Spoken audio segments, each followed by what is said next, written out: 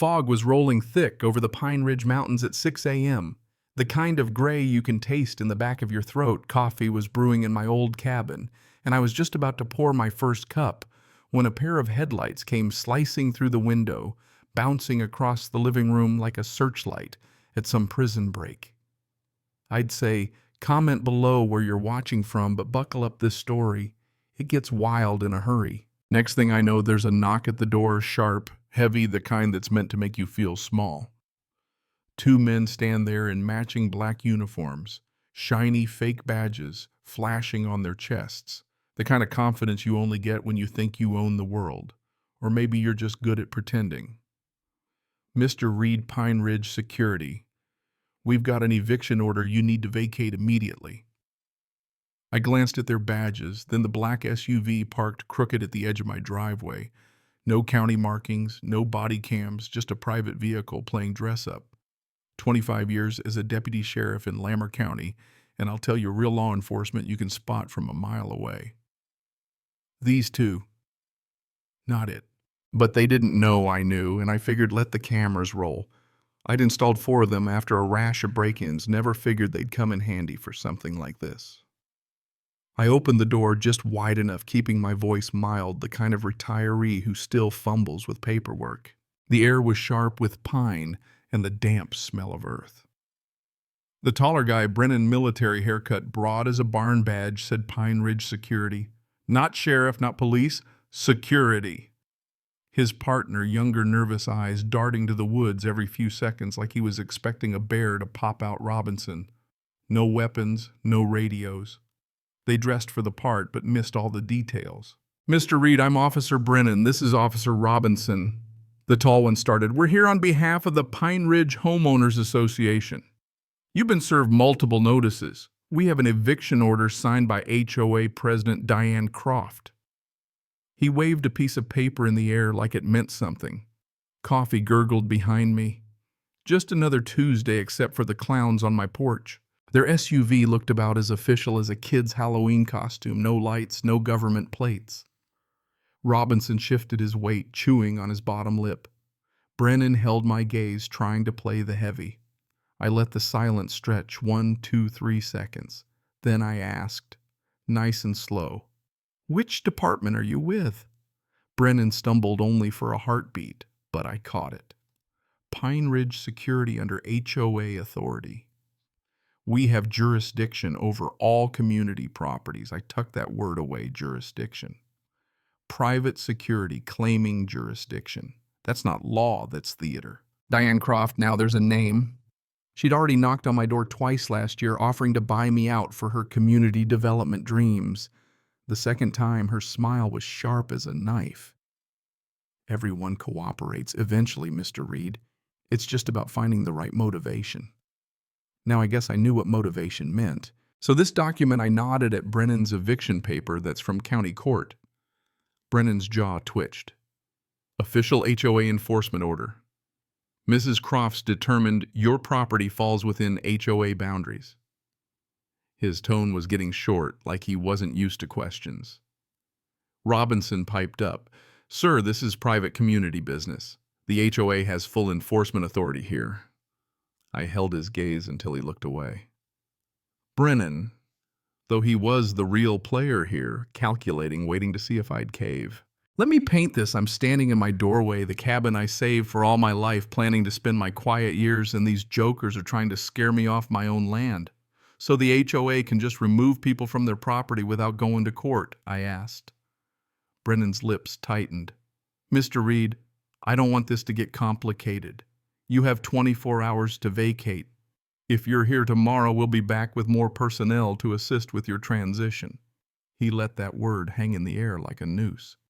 Mrs. Croft prefers to resolve these matters quietly. But we have other options. He leaned in, dropped his voice, real confidential-like. People who don't cooperate tend to find themselves in difficult situations that could have been avoided. There it was not a threat you could call the cops on, but on camera, it's clear as day. I took the paper, looked at the fake legalese, the HOA logo, Croft's bold signature, no judge's seal, No case number, just a letter and costume, just like the men holding it. I'll need time to review this, I said, playing the part of the beaten man. Brennan relaxed. He thought he'd won. 24 hours. Tomorrow at 8 a.m. They walked off Robinson, glancing back with something like doubt. The taillights vanished into the fog. I stood there listening to the pine trees breathe, then locked the door and started backing up every angle of that encounter to cloud and drive every word, every fake threat, every detail. Coffee was cold by the time I finished, but I had what I needed: footage, faces, false authority. I started digging. Pine Ridge Security LLC, registered in 2021. Agent Croft Holdings. Owner Diane M. Croft. She owned the HOA, the security company, probably the uniform embroidery shop too. I called Mike Reeves, old friend from the sheriff's office. Gave him the rundown. You recorded all of this, he asked. 4 angles and the notice. No court order. Mike whistled. That's not eviction, that's a costume. If they claimed arrest authority, that's a felony. And Croft's looking at conspiracy. I didn't want to move yet. If I called the law, now Croft would just claim it was a misunderstanding, some employees getting overzealous. I needed her on camera giving orders she couldn't walk back. That night I spread out my deed title insurance. In the old survey, my 5 acres were an island surrounded by Pine Ridge estates, but never a part of it. Bought from Frank Delgado a decade before any HOA existed. No covenants, no restrictions. Croft had 0 legal ground. Late afternoon, new email. Final notice. Immediate action required. Croft again. Failure to comply will result in enforcement action, including physical removal and criminal trespassing charges. I called Laura Whitfield, a sharp property lawyer I trusted. She laughed. They put that in writing. That's extortion. Send me everything, Gary, and don't engage. Let them keep digging. I watched the sun set behind the mountains, cold coffee in hand, the world slipping into purple and gold. Tomorrow, Brennan and Robinson would be back, thinking I'd break. Instead, I made sure the cameras were ready, added a 5th just inside the front window, so every face, every word, every little choice would be caught. At 8:17, same black SUV pulls up. Brennan's posture is tight, more aggressive, handcuffs now clipped to his belt like he means business. Mr. Reed, your 24 hours are up. Have you made arrangements to vacate? I took a sip of coffee. I've been thinking about it, but I have some questions. Brennan stiffened. This isn't a negotiation. You leave voluntarily, or we assist you. Robinson was further back, arms crossed, like he wasn't sure about any of this anymore. Those handcuffs standard issue for Pine Ridge security, I asked. Brennan's hand twitched. We're authorized to detain individuals who refuse lawful orders. Lawful orders from whom? From the HOA board, from Mrs. Croft. If you don't cooperate, I can detain you until police arrive. Just so I understand, you're going to handcuff me and hold me until the police get here. That's correct. And the police here are very cooperative with Mrs. Croft. Maybe he was bluffing, maybe not, but I filed that away. I asked to speak to Croft. She doesn't negotiate with trespassers, Brennan said. You had your chance. Now it's out of her hands. I almost laughed. She'd engineered all of this, but stayed just out of reach. Can I at least have until this evening? I played the tired old man, let him think I was cracking. 6 p.m. Brennan finally said, If you're not out by then, we come back with a full team. He leaned in close.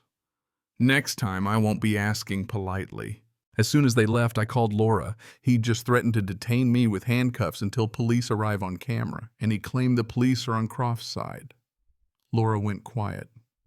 If he follows through, that's false imprisonment.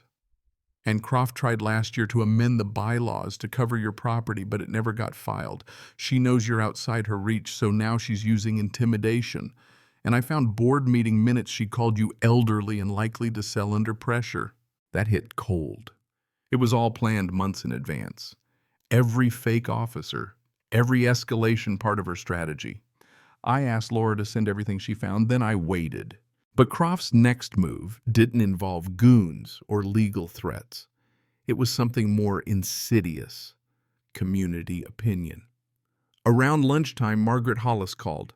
Have you seen what they posted? I logged into the Pine Ridge community app. Pinned to the top was a post Security alert, dangerous resident situation. My face, my cabin labeled as a threat to children and safety. Comments rolled in fast. Always knew something was off. Why hasn't he been arrested? I went into town for groceries. Gary Simmons at the store wouldn't meet my eyes, didn't crack his usual joke. Heard you threaten some security guards, squatting on HOA land. No point arguing, Croft had poisoned the well. Back home, a certified letter waited a cease and desist from the HOA lawyer, threatening $100,000 in damages for trespassing and emotional distress. Laura replied in minutes, harassment disguised as legal process. Don't respond. Let them go deeper. 15 minutes before Brennan's deadline, I heard engines, 2 cars this time.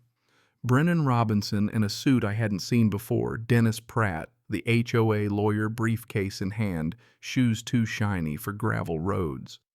Mr. Reed, you must vacate. If you don't, these gentlemen are authorized to assist with your removal.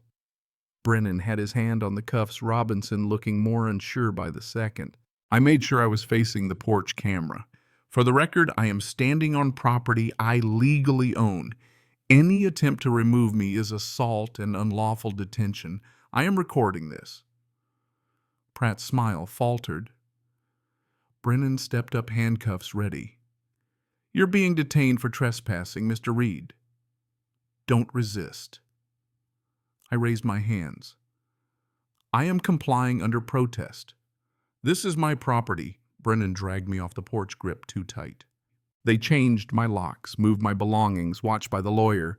Diane Croft rolled up in a spotless white BMW, cream slacks, silk blouse, all smug arrogance. Mr. Reed, I offered you a fair deal. Some people need to learn the hard way. She dropped my keys in her purse and left. I stood in the road as dusk settled, watching strangers walk through my life like it was theirs to own. Neighbors who'd waved for years now wouldn't look at me. By nightfall, I was a ghost in my own story. Then Margaret showed up, moving quiet through the trees, handed me a cheap, prepaid phone. They took yours. Call Mike. He's looking for you. I did. Mike was furious. They can't do any of this, lock you out, take your things. I can have deputies there tonight. But I told him about the HOA meeting tomorrow night, emergency session. I wanted Croft to go on record in front of everyone. Margaret warned people are afraid of her. The vote will go her way unless something changes. I nodded. Then I'll change something. I spent the night in Margaret's guest room organizing evidence. Laura arrived at sunrise loaded with documents, my deed a map showing my land was never in the HOA meeting minutes, quoting Croft, he'll likely sell under pressure. And the kicker, a letter from the county, no court orders, no eviction proceedings, nothing. The entire eviction was a farce. That night, the community center was packed. I had the laptop, the files, and Laura at my side. Margaret saved me a seat in the back. What if they don't believe you? She whispered. She won't talk her way out of this, I said.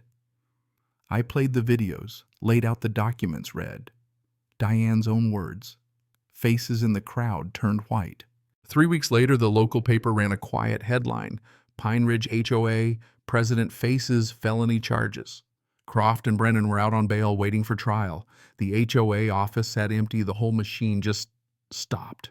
My cabin was returned, keys in an envelope, most of my things stacked on the porch.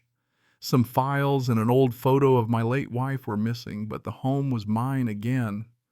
Neighbors avoided me at first, but little by little the guilt showed. A card in my mailbox, a nod at the store, a wave from the Daltons.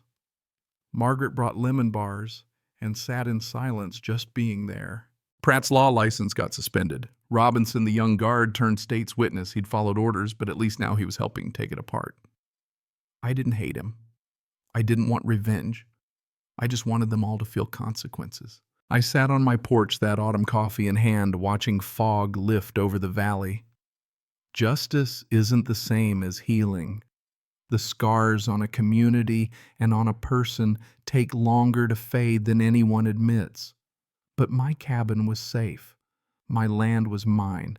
And for now, that was enough. Let me ask you, what would you have done facing down an HOA with too much power and not enough conscience? Where do you draw the line between standing up for yourself and just surviving? Drop your thoughts below. Tell me your story, what you think is right, what you'd do if it happened to you. Because sometimes justice isn't loud, it's just stubborn, and sometimes it needs a witness.